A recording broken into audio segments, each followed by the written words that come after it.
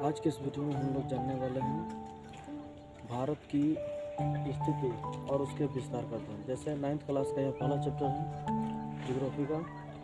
तो 9th class में जो पूरा अध्ययन करना है वो है भारत का भूगोल। जैसे भूगोल को भी अध्ययन के दृष्टि से दो भागों में बांटकर अध्ययन किया जाता है। एक होता है विश्व का भूगोल और दूसरा भारत का भूगोल। तो हम लोग आज जानने वाले हैं भारत के भूगोल के बारे में। तो सबसे पहले है भारत की स्थिति एवं विस्तार।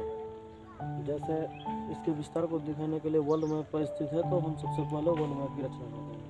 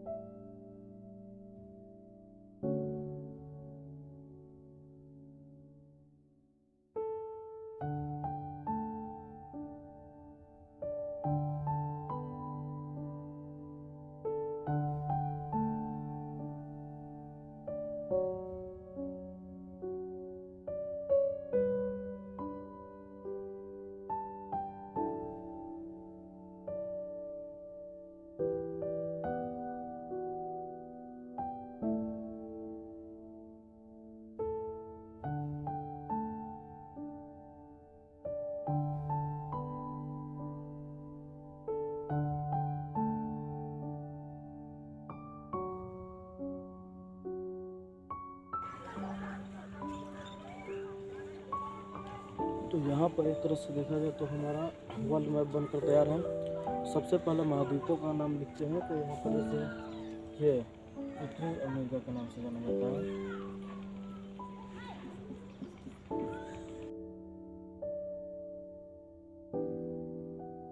इसको बोलते हैं दक्षिणी अमेरिका।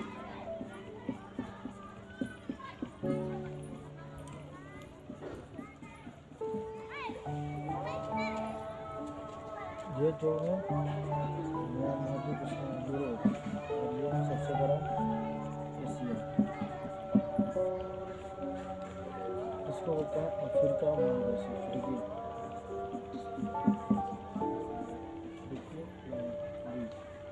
और इसमें ऑस्ट्रेलिया।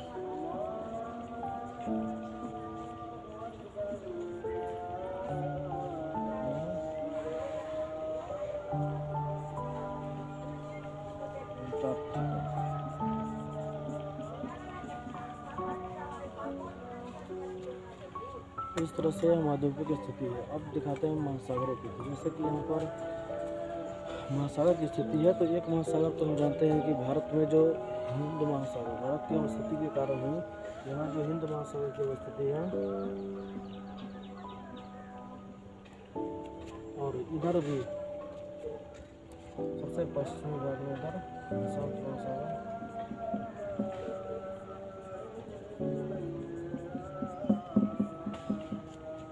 और इधर भी बाहरी भागों में प्रशांत महासागर का ही विस्तार है।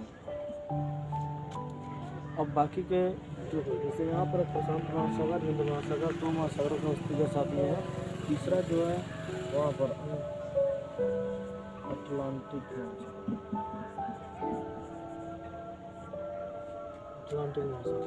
ऊपर जो है वो आर्कटिक।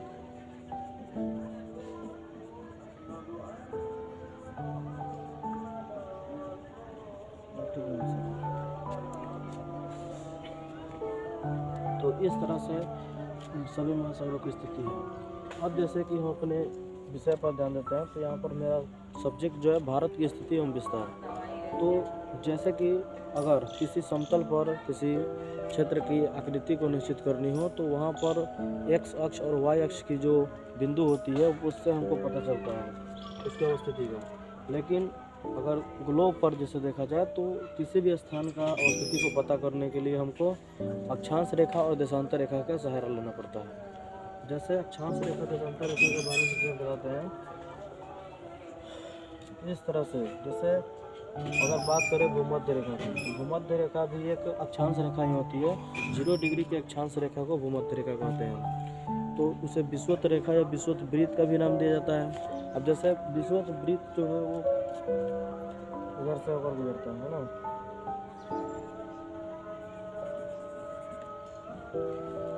उसको भूमध्य रेखा बोलते हैं।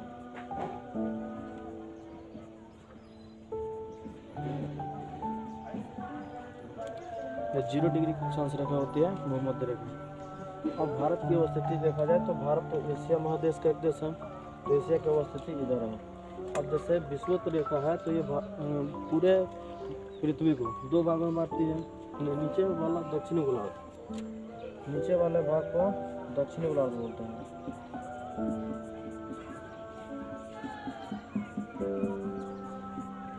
और ऊपर का जो एरिया होता है वो उत्तरी गोलार्ध होता है।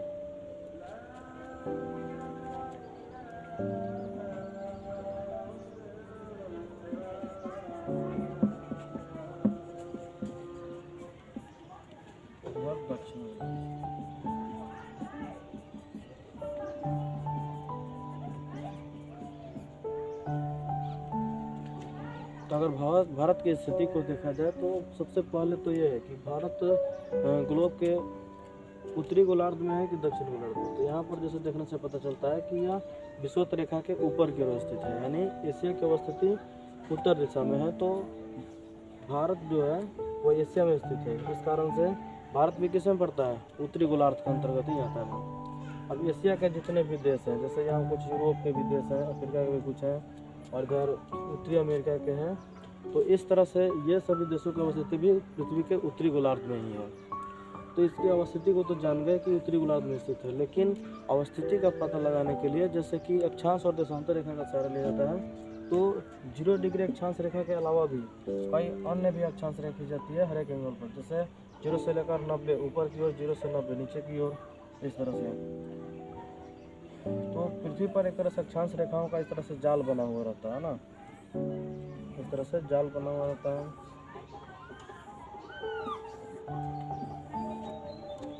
अगर मानते हैं भारत की अवस्थिति को निर्धारित करने के लिए, तो यहाँ पर अगर हमारा भारत है,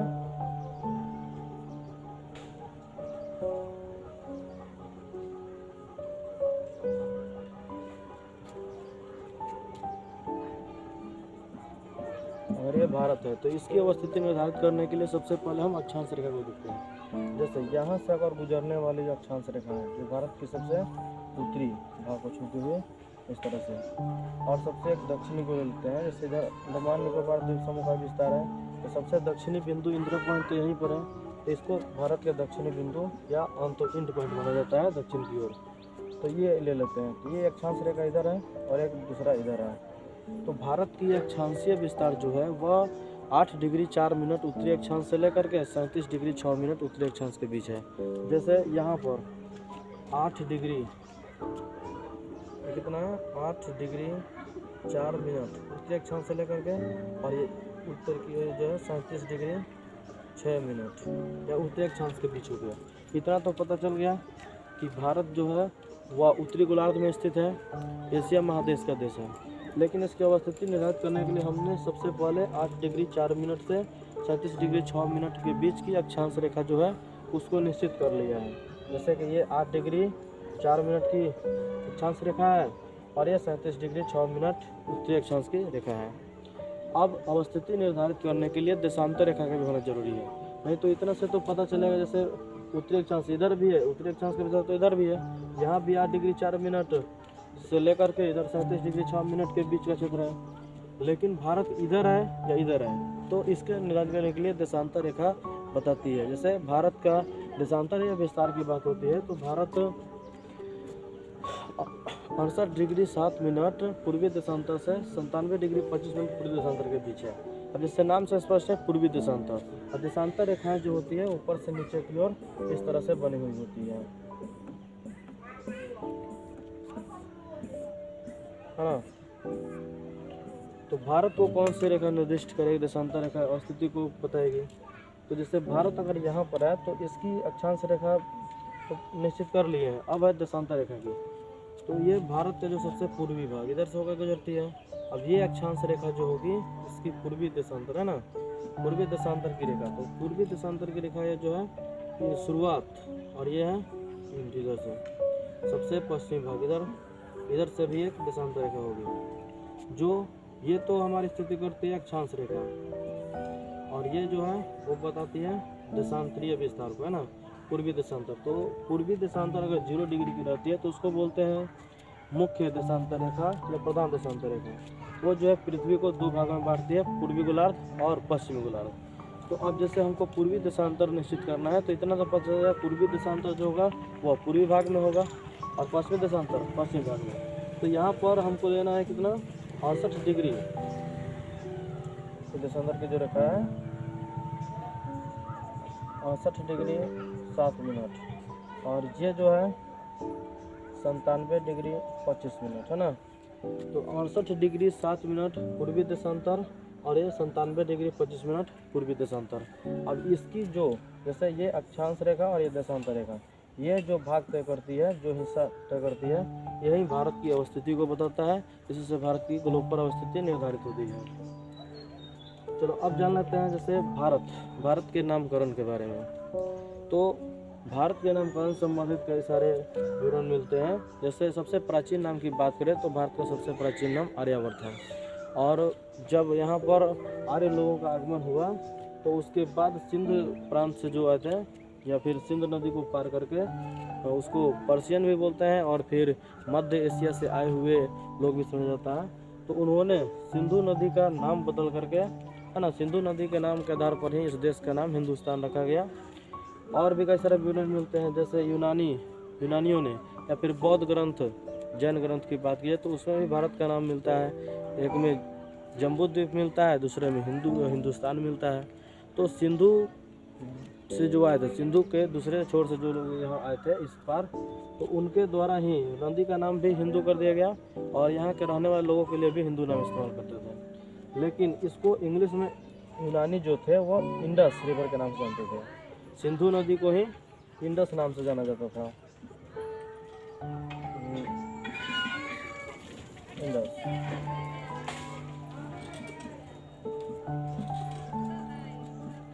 तो इंडस रिवर जो है, यहाँ पर इंडस से भी इंडिया शब्द की उत्पत्ति हुई है। इंडिया शब्द की उत्पत्ति जो है इंडस शब्द से ही हुई है। जेम्स एलेक्जेंडर ने अपने विवरण में बताया है कि जैसे सिंधु प्रांत के रहने वाले लोगों को लोग क्या बोलते थे, हिंदू बोलते थे ना। तो इसमें से एच को साइलेंट करके इसको हटा दिया गया, इसकी वर्तनी हट गई, तो इस तरह से नाम मिला इंदू, है ना। और इंदू नाम से ही बना इंडिया, इसके परिवर्तित रूप से बना इंडिया। जो भारत का नामकरण है और सबसे ज़्यादा फेमस है।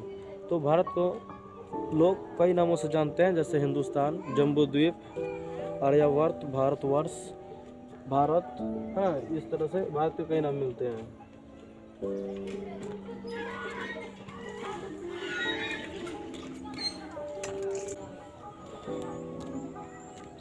इसके बाद अब हम लोग जानेंगे भारत के मानचित्र बनाना सीखेंगे, और भारत में राज्यों की स्थिति तथा केंद्र प्रदेश की स्थिति को निर्धारित करेंगे।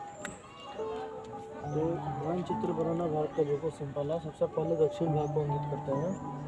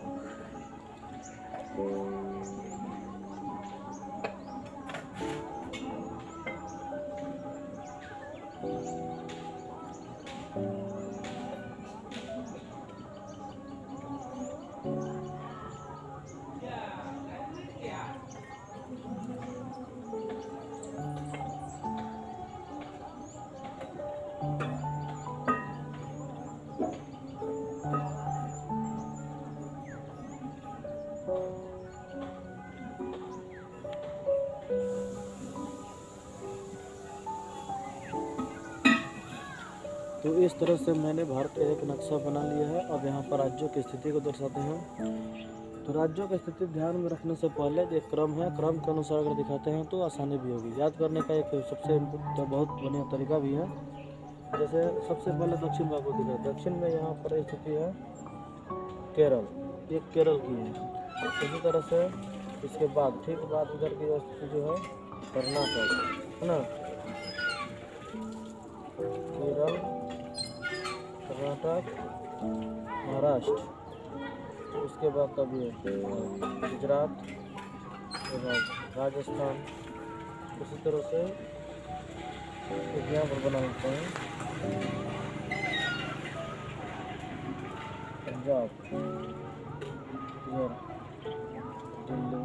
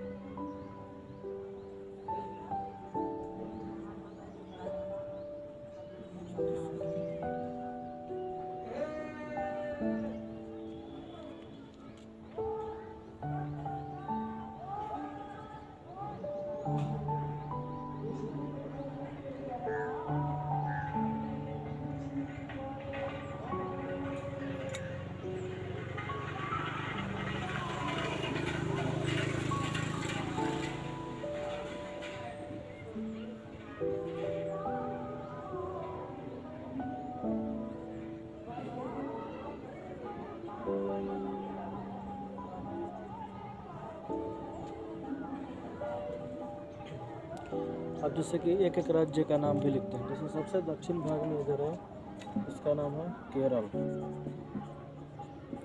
दूसरा भाग जो है इसका है कर्नाटक।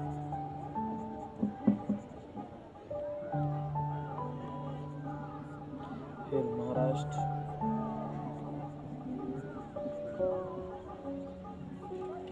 उसके बाद तब यहाँ पर गुजरात,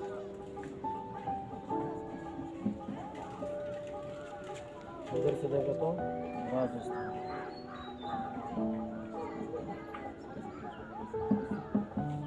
राजस्थान की स्थिति है।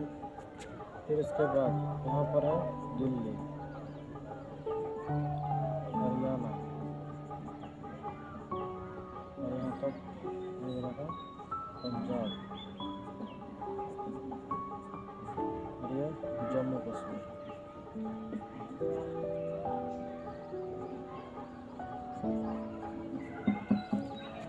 अब जैसे कि चलेंगे दक्षिण से इधर से और ऊपर की ओर, तो ये वाला इलाका क्या हो जाएगा, तमिलनाडु।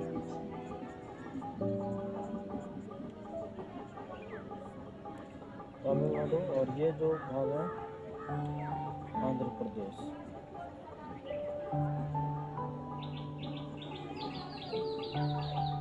इसी से निकला भाग है यहाँ पर तेलंगाना।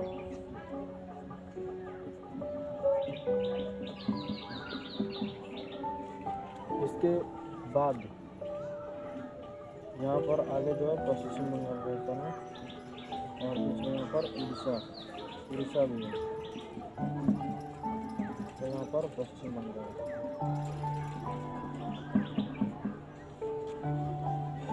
के इधर में देखा जाए तो बिहार,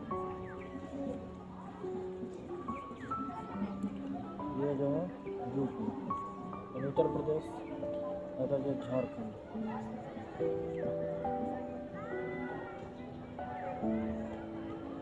झारखंड।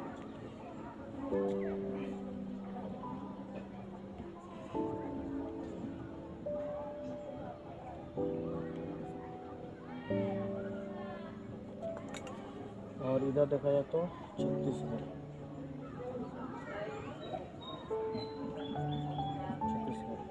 यहाँ पर बीच में ठीक है, भारत के ठीक बीचों बीच स्थिति है मध्य प्रदेश की, यहाँ पर लिखूंगा मध्य प्रदेश। अब देखते हैं भारत के पूर्वोत्तर, जैसे इधर की ओर आते हैं, इधर की ओर उत्तर प्रदेश, उत्तर प्रदेश के बाद जो जाएगा उत्तरांचल या उत्तराखंड, उत्तरांचल या उत्तराखंड।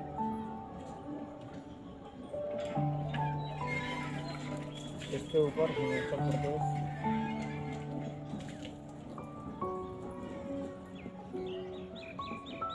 हिमाचल प्रदेश। अब जैसे इधर की राज्य के दृष्टिकोण से देखें तो यहाँ पर जो है सिक्किम,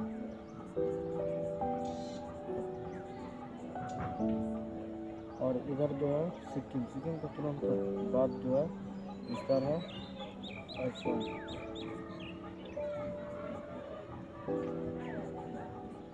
और अरुणाचल प्रदेश,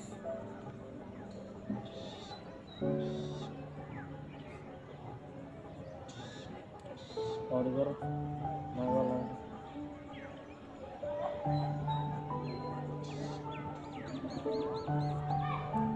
मणिपुर, मिजोरम,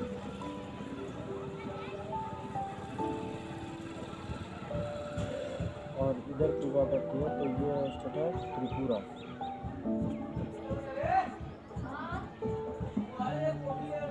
यहाँ की जो स्थिति है यहाँ पर बचा हुआ है, इसका नाम है मेघालय।